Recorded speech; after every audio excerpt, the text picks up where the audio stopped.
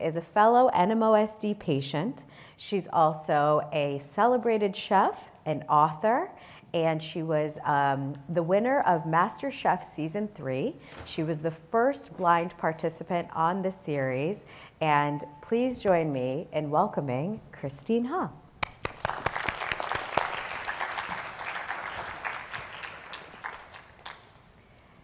And in conversation with Christine and myself will be Dr. Ben Greenberg again. So Dr. Greenberg, join us on stage.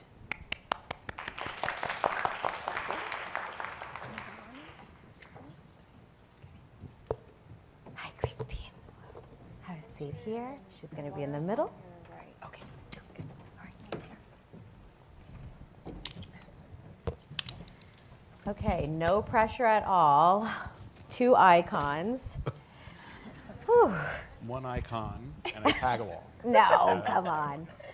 Well, welcome, both of you. Thank you for joining. I think this is an incredibly important session. Side by side, shared decision making. We'll get into all of that, in just a bit. But I want to start with a very, very basic thing. Outside of NMO and being a MasterChef winner, who is Christine Ha? Are you asking me or Dr. Greenberg? Oh, I'm asking you. I think if I were to get that question, I would say I'm a Vietnamese American, visually impaired woman who owns a couple restaurants in Houston, who had a very unconventional way of getting into the culinary side, but I love to read. I have a degree in creative writing, so I love to write. I also have an analytical brain because my undergraduate degree is in business. And I have NMOSD. Wow. So an icon. I love it. And Dr. Greenberg, I mean, outside of being one of the big kahunas in NMO and MOGAD, who are you? What do you like to do? Well, I'm keeping the title Big Kahuna now.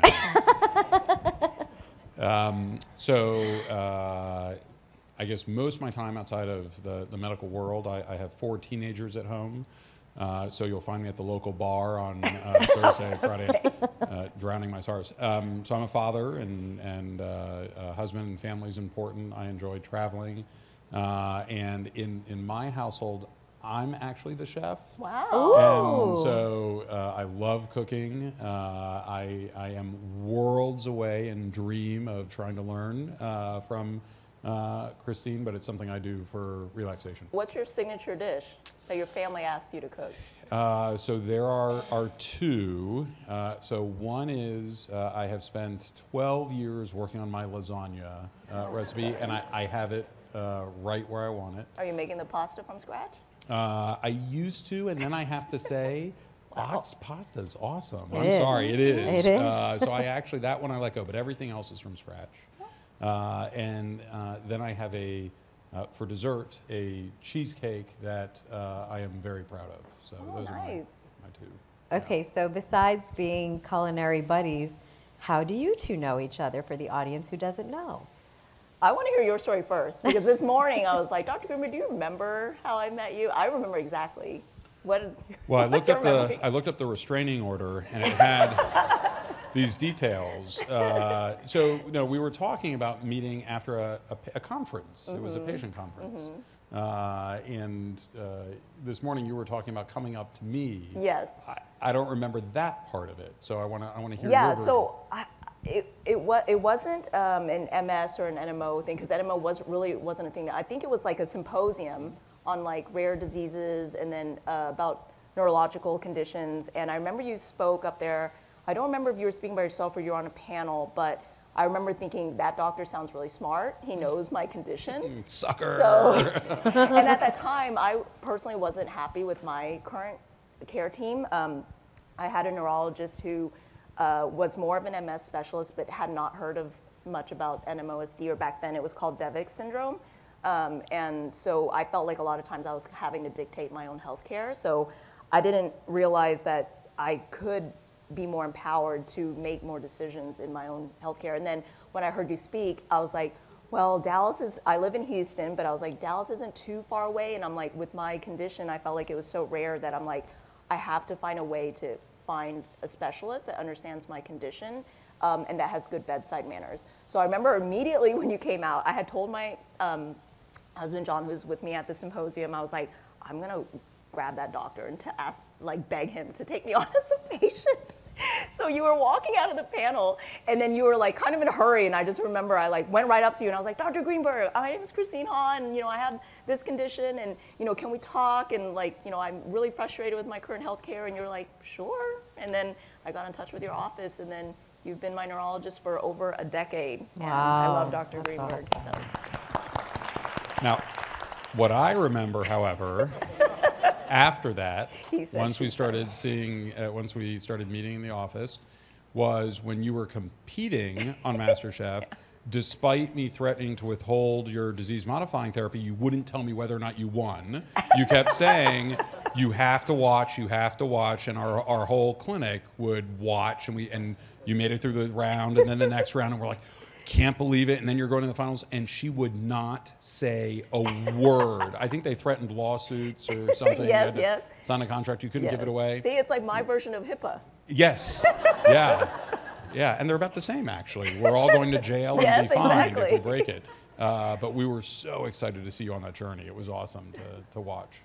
Thank you. It's really nice to see such camaraderie between a physician and their patient, which kind of leads to what this is all about, side by side. What does that mean in the setting of having a rare disease? It's so important to have a partnership with your doctor as opposed to just a traditional doctor-patient relationship, and clearly you two have that, which is why you've been able to be so healthy and pursue your dreams and not let NMO stop you. Mm-hmm. So today's session is really about, as we said, shared decision-making, but Christine, it's kind of about your story and how you took charge of your own health and advocated for yourself, as you just described. So why don't we start with your early days? Mm-hmm. Take us back to when your first symptom happened, what went through your mind, what were those symptoms, and what did that journey look like for you to find a diagnosis? Mm-hmm. This was back in 1999. I was 20 years old. I was in college, and I remember the vision in one of my eyes was starting to blur. Naturally, I thought it was my contact lens, so I think I went home from my summer internship and changed out my contact lens, still blurry. Went to an optometrist.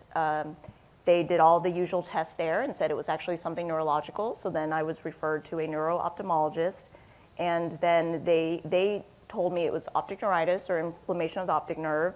And they said usually when optic neuritis is presented in someone of my young age, it typically points to a diagnosis of MS. But I did all of the tests that was required, like the MRIs, the lumbar puncture, a lot of lab work. MS was not found in my brain MRIs, and then all the other tests also ruled out other autoimmune conditions, like they were testing me for rheumatoid arthritis, lupus, all of these things, and nothing came up clear.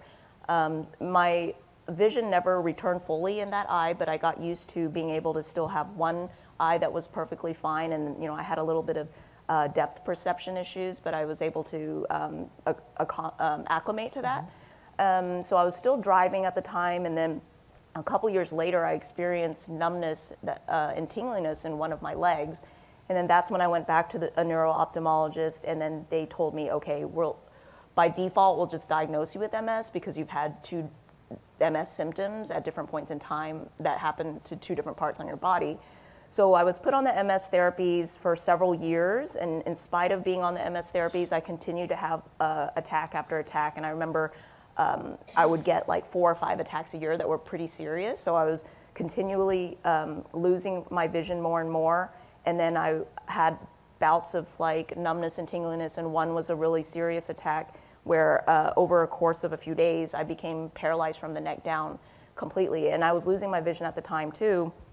So I was unable to move, sit up, walk, feed myself, drink a glass of water with, using my hands. So it was very frustrating and scary. And then around that time, after I recovered, we tried different treatments for MS. And then finally, the Mayo Clinic had come out with that test then to test for NMO. So my blood was sent off, and then it did come back as positive. So then I was officially diagnosed with NMOSD then, and then I was put on different treatments, but eventually found the right one. And I'm happy to say that even though I lost my vision because my optic nerves had atrophied over time due to all of the inflammation, I've been attack-free for, I want to say, since 2008. So that's major. When you finally received a diagnosis, what did that feel like? It must have been such a relief, right? It was. I am of the mindset that I'd rather hear the bad news than not know. I hate not knowing, and I think that's kind of my controlling nature. Like, I have very much a type A personality where I have to know everything that's going on. So right now, like being here, I'm like wondering what's going on at the restaurants in Houston. But I think what has taught me is, losing my vision and all that, I had to give up control. And I've learned, it's really set me up, I think, for somewhat success in life, because you learn very quickly that life is never how you expect it to go. And you have to adapt, and you have to figure out a way to continue on in spite of whatever gets thrown at you in life. But for me, I think the diagnosis, when it was actually correct, I felt a huge sense of relief, because I think not knowing was so much scarier. And I'm like, why am I diagnosed with MS? And I keep going through all these different therapies and nothing's working. And that was really scary, because I'm like, am I gonna not only be visually impaired, but am I going to be in a wheelchair for the rest of my life? Like, I didn't know. So it was very frustrating and a lonely experience. So I think when I was actually correctly diagnosed, it was a huge relief. Relief is definitely understandable, but at the same time, when you heard this mouthful of a disease that maybe you never heard of before, what went through your head? I remember going on the internet and searching for it. There were really no resources. I think I found UCSF was doing some research, and then another group, I think in the UK, and then that was it. That's all I could find on the internet. And it was frustrating, because I would talk to my neurologist then, and he was like, this is really new, it's really rare, I have to read up on this. And then at that time, growing up, I always think like doctors are like gods. Like, I think being Asian and like growing up in that, with Asian parents are like, you have to be a doctor, that's the best career to have, and then I was like, I'm not gonna be a doctor, and they're like, okay, you're a disappointment. But so you always think like, the doctor is like the god, and so you think, you place all of this hope, and like you think they know everything. And what I also learned through that is they're human, they're fallible as well, but they do have their area of expertise. But I think at the same time, I'm the patient, and I feel like I'm an educated patient, and I know my body because I'm living in it. So I know immediately if there's some symptom. As I started getting more experience with this disease, I could tell like, oh, this doesn't feel right. Like, I know this will lead to an attack. So then immediately I can call, the doctor and say, this is what I'm feeling. I think I need to go on corticosteroids right away. And that's what I appreciate about Dr. Greenberg too, is he listened to me more. And then I think part of it was when I was diagnosed, I was really young. And I think my age was kind of put into, I guess my doctor at that time felt like, oh, she's young, I'm the expert. Like, maybe she doesn't really know what she's going through or whatever. So to me, it was sort of frustrating, because sometimes I knew I needed the steroids, and it would take me some time to get it, because he would want me to do these tests. I'm like, no, doctor, like, I'm pretty sure this is like, this is gonna happen. And then sure enough, it would.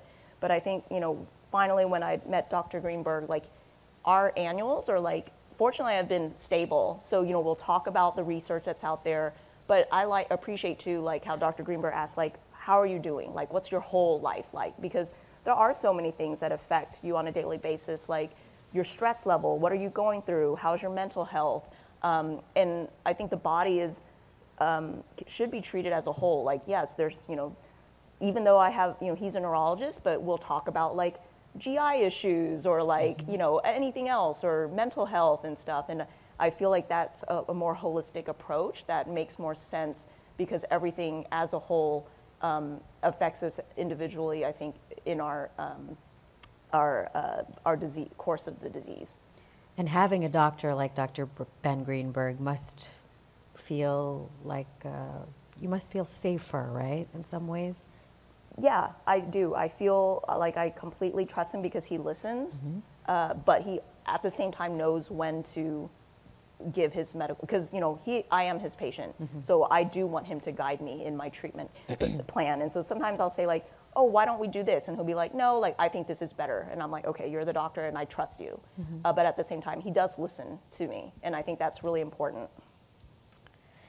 I don't know if it's a coincidence that your initials are BG, because in millennial speak, BGE stands for best guy ever, and it sounds like, you've been the best guy ever for Christine.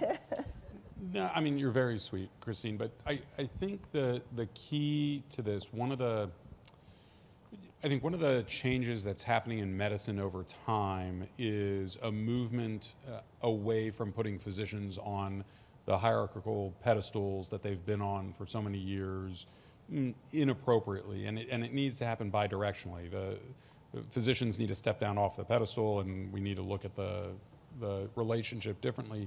I really view this as a partnership, and I mean that. One of my mentors when I was in training started the first center for transverse myelitis, just inflammation of the spinal cord, and we were seeing NMO patients and didn't realize it at the time. And I remember him speaking at a conference, and very honestly, he said, I feel really bad for my first 50 patients at the center because they taught me a lot more than I taught them. And it's the truth. It was a very honest statement, and I went through that myself in my career. I think the key, what we're finding in medicine is there's a lot of science, but there's also a lot of art, and there needs to be a lot more listening. And the role I play is not being smarter or wiser or more knowledgeable. I have the privilege of working with patients like Christine who are willing to share their stories, and I get the opportunity to look for patterns. I get the opportunity to learn from a group and then share that filtered group knowledge with each individual. And so it really does need to be a partnership. So while you're very nice and talk about the listening aspect of what I do, in many ways it's a selfish time for me because I get to hear about what my patients are experiencing and try and figure out what's working, what's not. And I'll listen to you and then pick up on a nugget of information, go into the next room and say, hey, have you ever had blank? And they'll say, wow, you're the best doctor ever. I'm like, no, Christine taught me that. But that's really where I think the art of medicine is evolving to. And I think there's a challenge generationally as you go through the different generations of physicians. We're trying to figure out how to teach certain skills to physicians or aspiring physicians around that aspect of things. And it's a challenge. Those soft skills, right? Soft skills, but it's really necessary. And so one of the people I've been very lucky to have some amazing mentors in my career, and one of them was so my father is a physician, and he's in Houston and just retired. He was at Ben Taub General Hospital down there in Houston. For those of you in Dallas, it's the Houston version of Parkland. It's a safety net hospital, and he was an internist and infectious disease doctor, and I got to watch him, and he was very much of the mindset of listen to your patients, they're going to tell you everything that's going on. And it's something I've latched on to with multiple mentors over time. Dr. Greenberg, what stood out to you about Christine's case? So after I got up from being tackled on the floor after the symposium, what struck me about the details, the way Christine's describing her journey, you're doing a wonderful job of articulating what happened, these events that happened over time, but really what struck me is how committed you were to getting a right answer and then getting plugged in with a treatment that was going to work for you. One of the words I would use to describe you is empowered. You really, in a very disarming way, would work with your healthcare team, but really be the captain of that ship. And it's a wonderful balance, because it is. There are times where I might bring up an idea and you'll say, yeah, no thanks, or vice versa. And we really have to navigate this together. And it's not about one of us being right or one of us having information. It's about trying to put the two pieces together, and Christine does it wonderfully.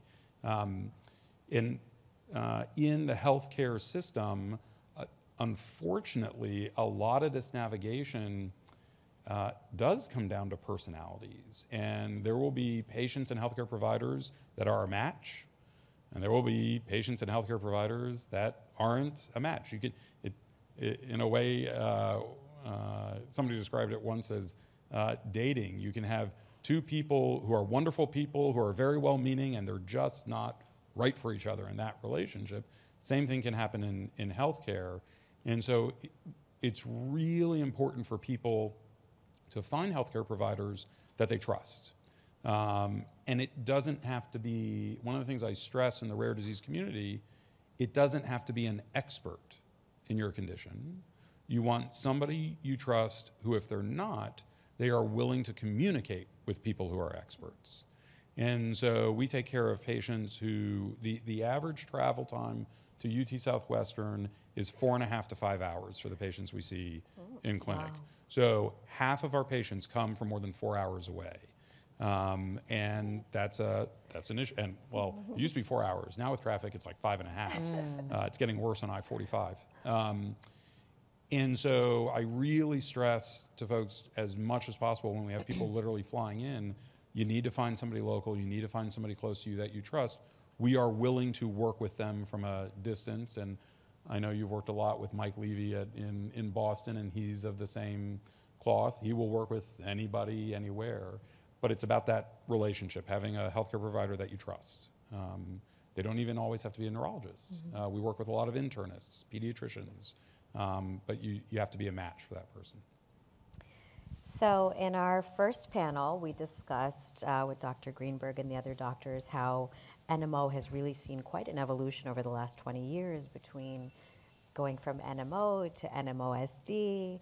Of course, the antibody was discovered, then the MOGAD antibody. Now we have 3 FDA-approved therapies. So all of that aside, you've also seen her go through this evolution as well. So from a physician's perspective, surely you must have been inspired by everything she has overcome, and more importantly, everything she's achieved despite all of that. Yeah, Christine's a rock star. She's awesome. So for everybody who's dealing with a healthcare issue, a medical issue, a lot of the challenges can be classified into two kinds. One is those that people can observe, and then those that people can't observe, the stuff happening on the inside. So things like fatigue and pain, cognitive issues, which is very different than a walking issue. So if somebody is using a wheelchair or a walker, that's a visible issue that everybody is aware of. Visual impairment is a beast all of its own. It gets its own category. And there are so many people in the world when they become very visually impaired who pull back from the world, who really change who they are and what they do and how they do it. And just watching Christine and how you have just leaned into things in such a huge way and shown everybody that there are changes but not limitations to what you can do and what you can achieve has been amazing. We talk about you in the pediatric clinic a lot when we have kids who have visual impairment and other issues because they don't have a touchstone. If you're a kid in high school with newly acquired significant visual impairment, nobody else in your high school has that issue. And so it's been a very meaningful story for us that we use all the time. And I couldn't have done what you've done. Like there's not a chance. Yeah. Yeah, you're an inspiration to us all. Thanks. So let's shift gears and talk about food. Yes. Obviously, it seems like it's a love language of yours. Food brings people together. But I want to understand your relationship with cooking and all of that from the beginning. Were you always into cooking? No. I grew up eating really good food. My parents are both Vietnamese. My parents, they're immigrants. They came here as refugees in '75. I was born in the States. So my mom cooked a lot of humble, home-cooked Vietnamese food growing up, and I was actually a very picky eater. I would much rather be out playing than eating, so I remember hearing stories of as a child I was like the laborious eater where I would like cry at the table, like, you know, like pout, and like I would take an hour to probably eat like a bowl of rice. So I never got into cooking. My mom died when I was 14, never taught me how to cook. Wasn't until I went off to college that after I moved out of the dorms after my first year, I was like, oh, well, now I'm in an apartment with a kitchen. I can't eat McDonald's every day. Can't afford to eat nicer food every day. So I was like, I guess I got to learn to cook. So I bought like a used cookbook that was like a Vietnamese cookbook or something, and I bought like some cheap knives and pots and pans, and I was just like, okay, I'm just going to read recipes and try my hand at it just, you know, to survive. And then I cooked a lot of crappy dishes. And then finally I cooked something good that my roommates and my friends actually ate. And that's when it clicked in me that I was like, I really enjoy making other people happy with something that I was able to do. So that sparked the first joy in what became what I thought would be a lifelong hobby. I started learning everything I could about cooking on my free time. Cooked a lot for all my friends, roommates, and then after I graduated college, started cooking for family, Thanksgiving dinners and such. But it was around the same time that it was parallel with when I started losing my vision gradually. So this was all in my 20s. So I had to reteach myself how to use a knife again, how to deal with the stove with less and less vision. So it felt like I had to reteach myself how to cook every time I lost more and more vision. And then fast forward a little bit, like my undergraduate degree was in business. I was in the corporate world, and then I had that really serious attack that I was talking about where I became paralyzed from the neck down, so I had to leave work for a while. And then as I started recovering, I realized I didn't want to stay in what I was doing anymore, and I wanted to actually switch gears completely and try to go for a degree in creative writing. And that's because growing up, I've always loved to read. I grew up an only child, so my imagination was very vivid. I buried myself in books. I was the kid that would get in trouble for staying up late because I was constantly reading. And audiobooks were really what was kind of my saving grace through the times when I was losing my vision and paralyzed, because that's all I could do. You know, like listening to television shows, I couldn't follow. Audio description wasn't a huge thing back then, and I couldn't do much else, so all I did was pass the time listening to a lot of audiobooks. And so when I recovered from the spinal cord inflammation, I was like, okay, I'm gonna completely do a career change, and I'm just gonna go to school, do writing, and just do what I enjoy. And then it wasn't until my last semester in grad school when I had the opportunity to go audition for MasterChef. And my friends and my family encouraged it because they said, you're a really good cook. Probably not the best in America, but you should go because your story's really interesting and people really need to see how being able to see someone with a vision impairment cook, I think it's an amazing story. It's what my friends and family said. So I was like, okay, you know, I'm a creative writing student. I was like, I'm gonna go and then go home and write a story about Gordon Ramsay. So I really went just for like creative inspiration, not thinking I would get that far. I was supposed to be defending my thesis that semester, and I remember, you know, we were supposed to keep everything hush-hush, so I told like my professors and my creative writing director of the department, I said, I'm going on this show, and I don't know when I'll be back, but I'll probably be back in 2 weeks, because I'm pretty sure I'm gonna get kicked off early. So they're like, okay, go do your thing. And then after a while, like all my classmates were like asking the professor, like, is Christine okay? Like, where is she? And then like, you know, my husband, who was here, and like I was gone for 2 months of filming, and all our friends are asking like, are you and Christine getting divorced? Oh, like, no. Where is she? And then he would just have to he'd be like, she's in California visiting family. It's extended, and yeah, I mean, I think there were rumors going around that our marriage is on the rocks. Oh. And yeah, I mean, and then I didn't expect to get as far as I did, but I am very competitive by nature. It's my type A personality, I think. And you know, wanted to win the whole thing, and fortunately I did, and then that's really launched the culinary side of my life. And so yeah, that's kind of where I got to where I am today. Is like, I still love cooking. It boils down to the essence is I love serving other people, and I love making other people happy. off topic a little bit, but I have to believe Gordon is nicer in real life. He is exactly how he is on television. Whether it's nice or not nice, he is the same off camera as he is on, maybe even says even crazier things when the camera's not rolling. Oh, wow. So, okay. And so you, in the show, you have so many challenges, you had so many challenges on meals to prepare. What was the most challenging one? The challenge, I remember exactly, it was a tag team challenge. So for those of you who follow the show, there's usually a challenge where you're partnered up with someone and then only one person at a time can cook. And then when the clock, like when they say switch, like you have to switch and you go in and you continue doing the dish. Obviously for someone who's visually impaired, I have no idea what my partner's doing. She's like flustered, and so, you know, she's trying to verbalize to me, but she's just doing her thing. And then when I come in, I'm like, you know, we were trying to replicate a sushi platter.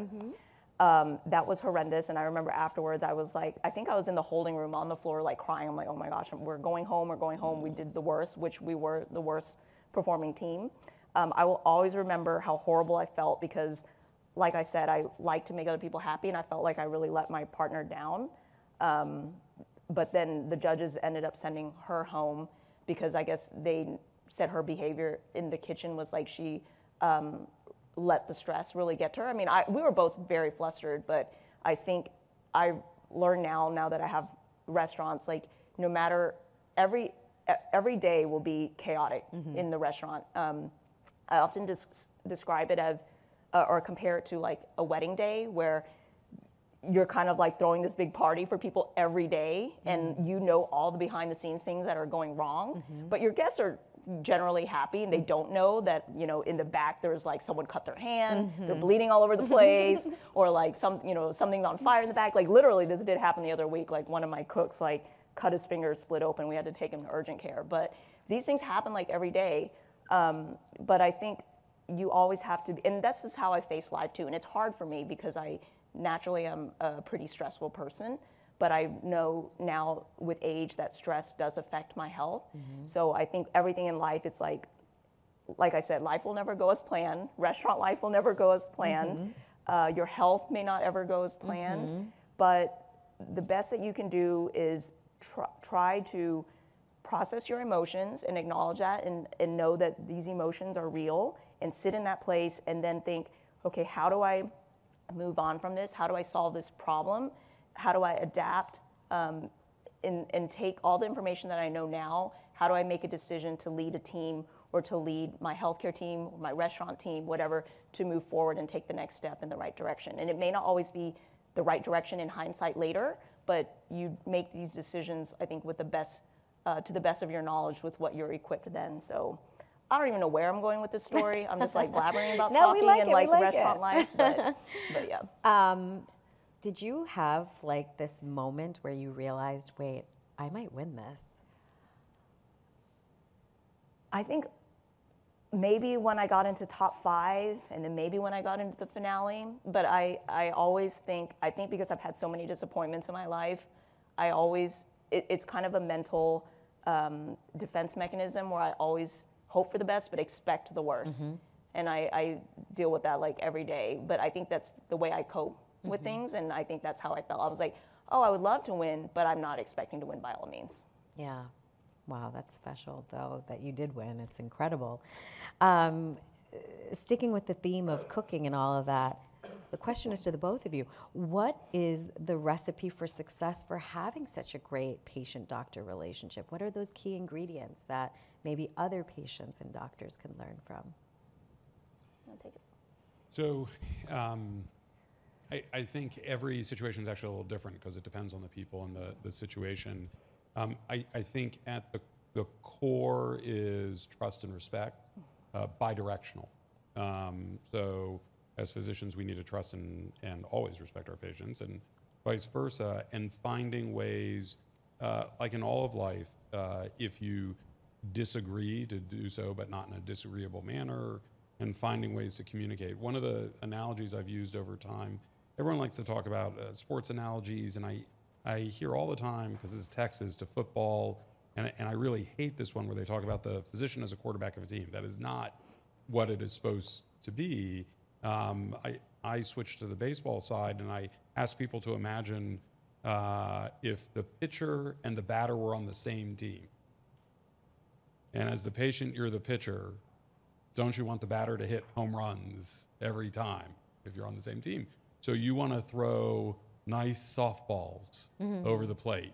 You want to practice together. You want to come prepared. You each have a responsibility if there's going to be success.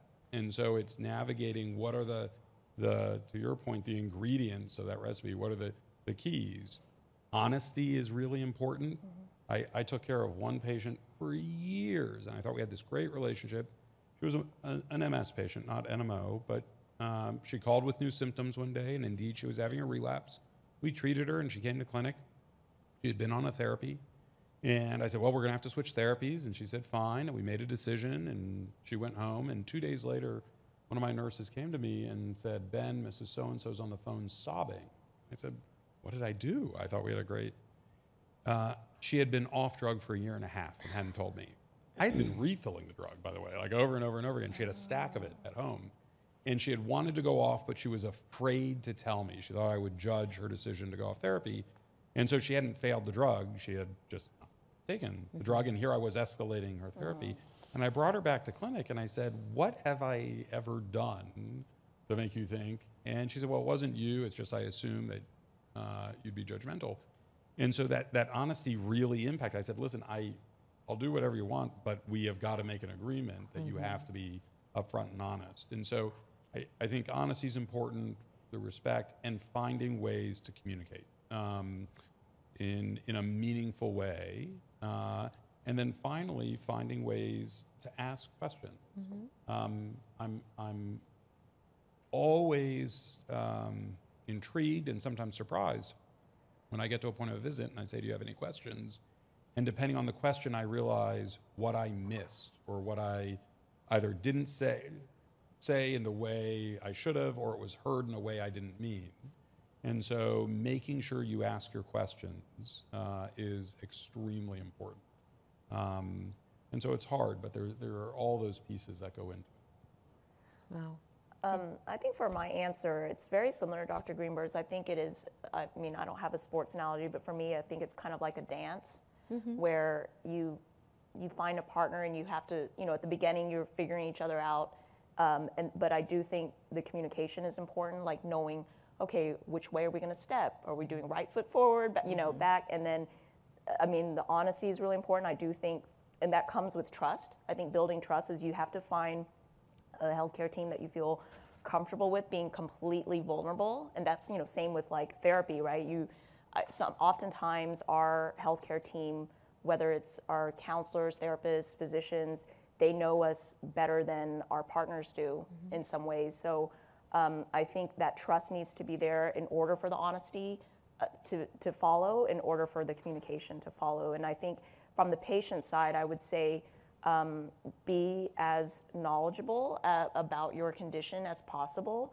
I think the healthcare team is there to guide you, but ultimately it's your life, it's your body, it's your symptoms. So you try to educate yourself in your own symptoms and the disease and what options are out there, but then come with an open mind, I think, to the appointments. And because at the end of the day, you're not the medical expert, although you're your own expert. So it is a two-way street, but come as equipped as possible, and then ask as many questions as you need to, and find physicians and the team that will listen to you and answer all your questions thoroughly, and not feel like you're being rushed through your appointment. Yeah. So if I can make one comment on that, because time is an interesting, scientifically to say, covariate in this equation, meaning depending on the healthcare setting, you may have more or less time with your provider. We have these surveys that go out to our patients called Presgany surveys, and they get to rate everything from how did the valet go to moving through the appointment to the provider, everything about it. And we get the scores and the comments, and they're very meaningful. We are judged, and we review all of this data. I did a project a few years ago, and I took Department of Neurology comments, all the free text fields, and separated the negative from the positive comments. And the number one word that was associated with negative and positive comments was time. Either I felt like I had enough time with my provider, or they, quote, gave me a lot of time or attention, or I didn't have a lot of time and I felt rushed. And the challenge, just being blunt, in the American healthcare system is the amount of time any healthcare provider, physicians, advanced practice providers, can spend per patient has gone dramatically down over the years. So depending on the setting you're in, you may have 20 minutes for a visit. There's a lot of topics to go through in 20 minutes. And so one of the things that's incumbent upon you as patients and caregivers is to come prepared with a priority list. And you have to come in knowing that you may or may not get to everything, but you need to say at the beginning, listen, I know there may be limited time. Before I leave, I want to make sure I cover X, Y, or Z. And it's also fair to strategize with your healthcare provider. I'm worried my list may be too long for one visit. Should I schedule a couple visits over a month or two to get through the list? Strategize with them. And one of the things that's interesting is I've had patients come with priority lists and their number 3 was my number 1. And I say, listen, I love your list, but we can't do 1 and 2 until we do number 3. And so we work together to try and figure out how we're going to tackle these issues in a world where in a lot of clinics there's just limited time. So how would both of you describe shared decision making, and can you elaborate on how it's applied to your relationship with your NMO journey? I mean, I think shared decision making, we covered a lot of it, I think, in this whole panel, is being able to communicate and understand each other and respect each other. I think there's a mutual respect born of that, because you have to trust and respect that as a physician, your patient is telling you everything and has come educated about as much as they can, and also be willing and open to what you have to advice to give them or guidance. And then on the flip side, it's like you have to trust that your physician is taking into consideration how you're feeling physically, mentally, emotionally, and that they're truly looking out for the best of their ability for your care. So I think it's about a mutual trust, I would say. So I was actually in the first generation of physicians that in medical school where this term shared decision making even started being discussed, and it was just whispered. There wasn't a lecture on it or anything along those lines. The generation right before me and for decades before, it was the healthcare system was the physician makes a decision, walks in and tells the patient, the nurse, whomever, you are going to do X. I recommend, I advise X. There was not a discussion.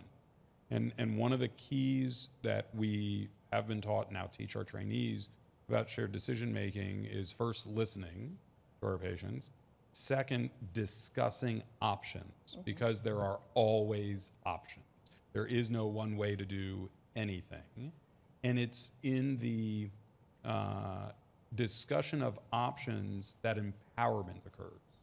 So what all the data says is if you say to somebody you should do X and there are no other options, the adherence and compliance and trust in that is far less than if somebody's given a choice. Now the choice might be, let's say back in the day where we only had one treatment, the option I would give is, well, we have this treatment, or we could just observe and see what happens. You could be on no treatment. That is always an option. So there's always a choice. But giving that choice and going through the pros and cons in this, quote, shared decision-making model is our obligation to help with empowering our patients. Because to your point, which you made so eloquently, it's your body, it's your health, it's your symptoms, it's your risk when going on a medicine. It's not my risk going on a medicine. And so you need to have the information about those pros and cons, and then we have to be supportive of the decisions that are made.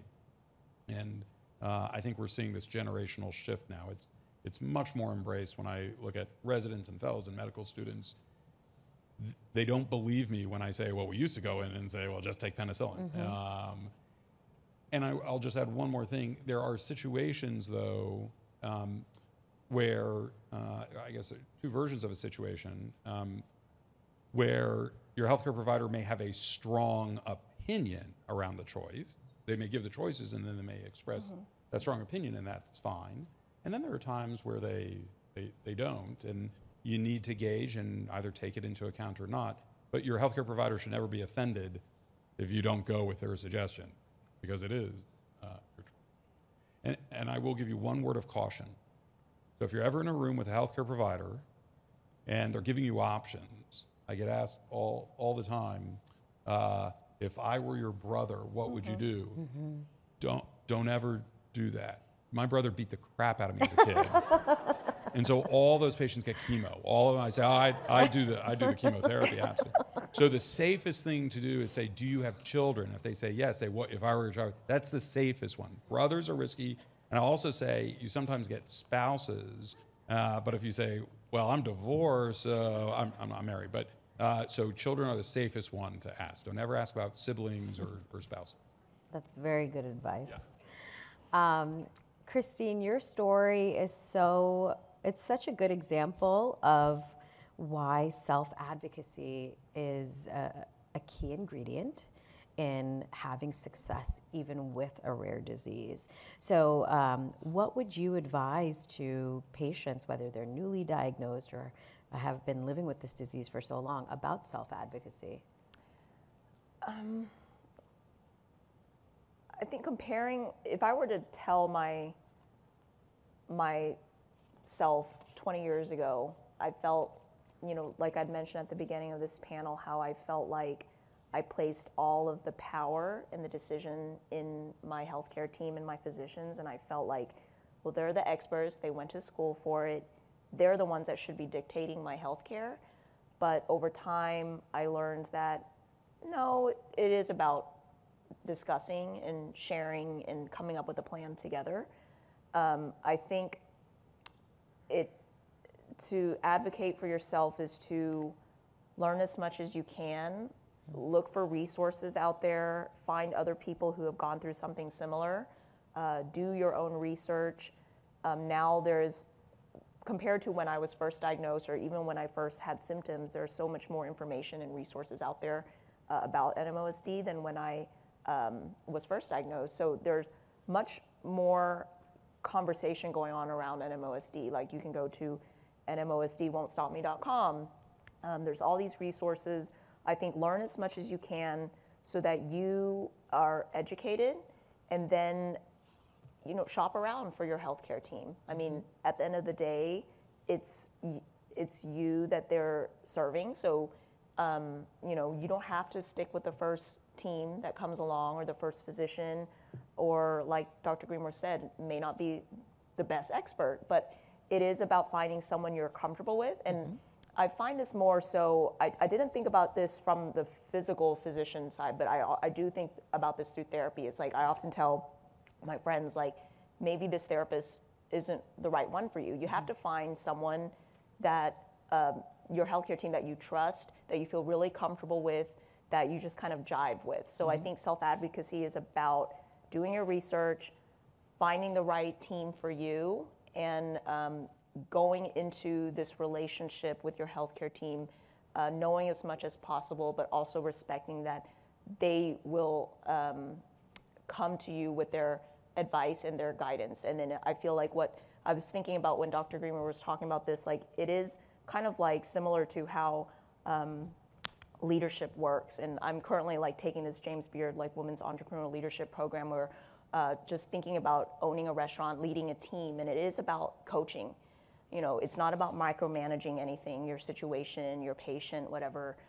It's about coaching your team or your patient and guiding them to say, these are the options, this is why I think this one is the best, this is, you have to list reasons, and then, but ultimately at the end of the day, like, what do you think should be done? And hopefully from that point on, you've coached your patient to, in certain ways so that they can be more empowered and more, and increase their own self-advocacy just by coaching them and teaching them certain things. So for me, I think it's really like a coaching relationship. And that's what self-advocacy is about, is just knowing as much as you can about your disease, but then being open-minded to your healthcare team and what they have to say. And you said it so well. I'll just add one nuanced comment. So when you went on your journey for education, which was critical for you in terms of being empowered and self-advocating, where we met was in a conference, a patient educational conference. I cannot overstress the role of staying connected at a community level, a patient advocacy group level, for relative to empowerment and advocacy. Because one of the things, you can read a lot online, and some of it's good and some of it's bad, and trying to figure out what's the crap out there versus what's real, and how does it relate with your experience, and how does it relate with what your healthcare provider is doing, is really hard. I mean, there is no way when watching two different YouTube videos that are both very polished and very well done to know what's believable and what's not. So this is crowdsourcing of the information. As you share your experiences together as a community, you get to say, something my healthcare provider is telling me is very different than everybody else. You get to get a red flag, or you get to hear people talking about treatment, approach, whatever the case may be, that you haven't been offered. And it may trigger the question, is this something I should be looking into?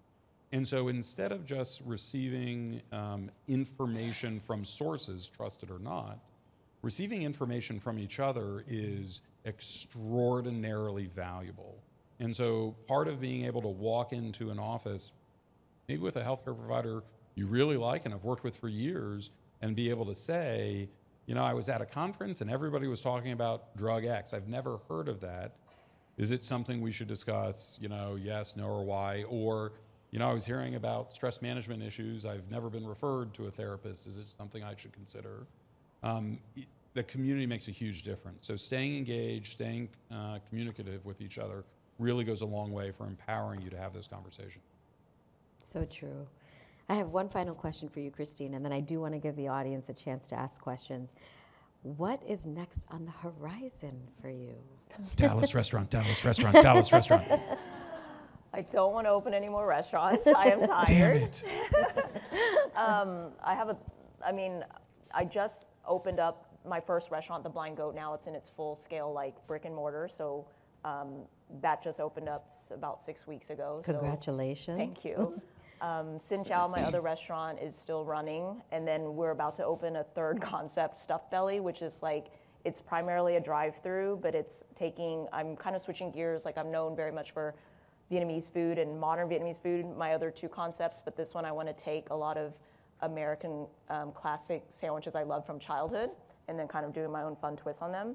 So that's called Stuffed Belly, and that's probably going to open in the next month or two. So that's very close on the horizon. And then, continuing to do this sort of advocacy work and talking about my own, being very open about my NMOSD journey. I think that helps other people learn to be vulnerable and honest and courageous to share their own story as well. So yeah, that's about it. I'm so glad lunch is after this. You guys have made me very hungry. Okay, so we will take some questions from the live and virtual audience. Does anybody have any questions for Christine or Dr. Greenberg? Hello.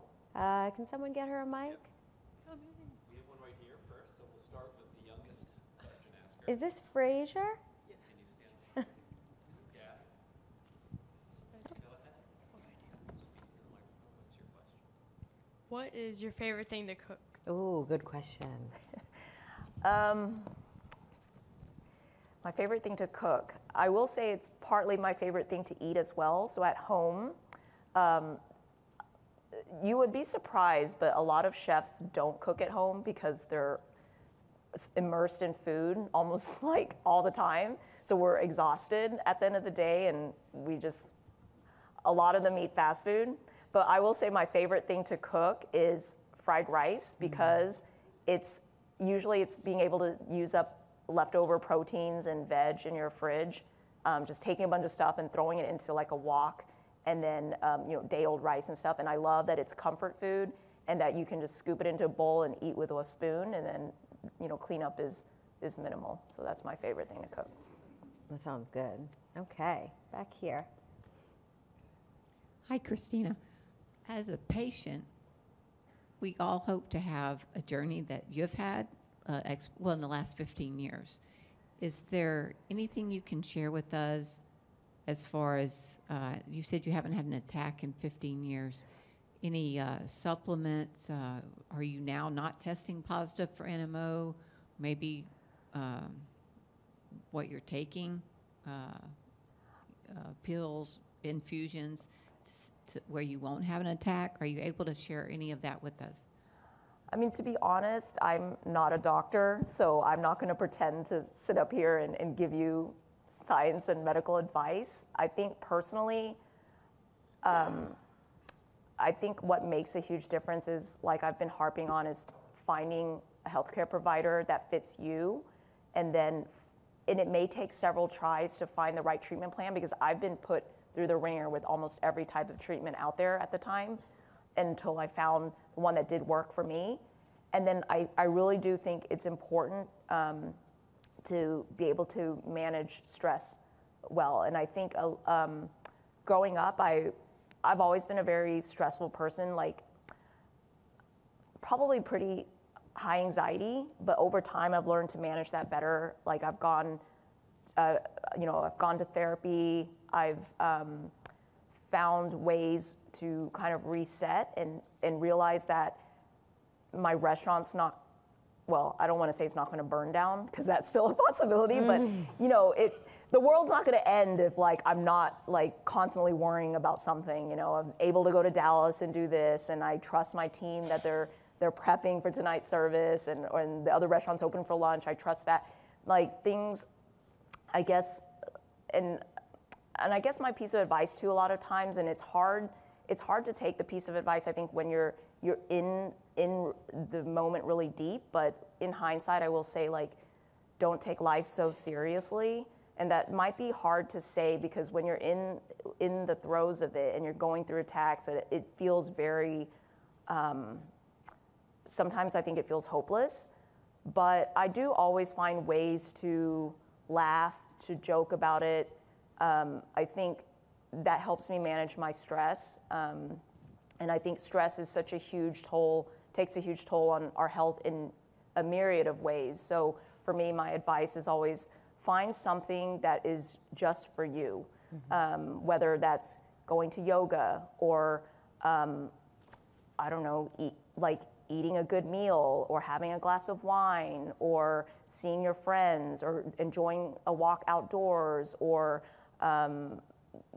playing with your pets or something. I think finding something for you that is something that you can enjoy, that helps some strange things in your brain chemistry, just release the good hormones, and helps you lower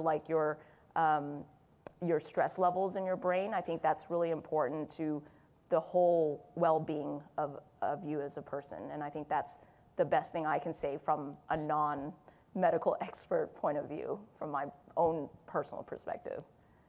So well said. Okay, I think we have time for one more question. Where? Yeah, over here. Hi. So this is again from our online audience. And again, I know you guys are listening. Apologies if we don't get to all of your questions. We will send them to the panelists to answer by email, hopefully. So the question is, how do you approach a doctor who isn't hearing your concerns without coming off confrontational? What do you think? Well, the louder you yell, it's actually not, I think, as hard as a lot of people feel it is, because in general, and this is a generalization, the overwhelming number of people who go into medicine as a profession at some level, at some point in their life, wanted to serve. This is supposed to be a profession of service. We are here for our patients. That's the whole point of this. Sometimes we get jaded, sometimes we get old, sometimes we get tired, sometimes we're having a bad day, because we are human as well, but you can always go back to that point. And there are a couple very simple sentences, if you're in that situation, that you can use. And I usually recommend the sandwich method, where you start with something very nice. I really appreciate the time you've given me and the information you've given me. You sandwich in the middle, which is, I'm worried that I haven't been heard about the following topic, about my pain, and whatever the issue may be, and you end with, and I know there's a lot you can offer to help. What might that be? So you just very respectfully, nicely, and without the yelling, just recenter the healthcare provider on what it is you're not feeling heard about. I would say 99 out of 100 times, the healthcare provider will stop, take a breath, apologize, and say, let's go through that a different way or in another way. So that's the most useful way to just recenter them. Well, this has been excellent. I think that for me at least, the key takeaways are that self-advocacy is one of the key ingredients to having a successful outcome. And having a partnership with your doctor is not only important, but it's achievable. And that NMOSD or any diagnosis should not stop you from doing the things that you love and from chasing your dreams. So please join me in thanking and congratulating Christine and thanking Dr. Greenberg for being up here. Thank you. And now we get to eat. That was perfect. All right, thank you, everyone. Thank you. Okay.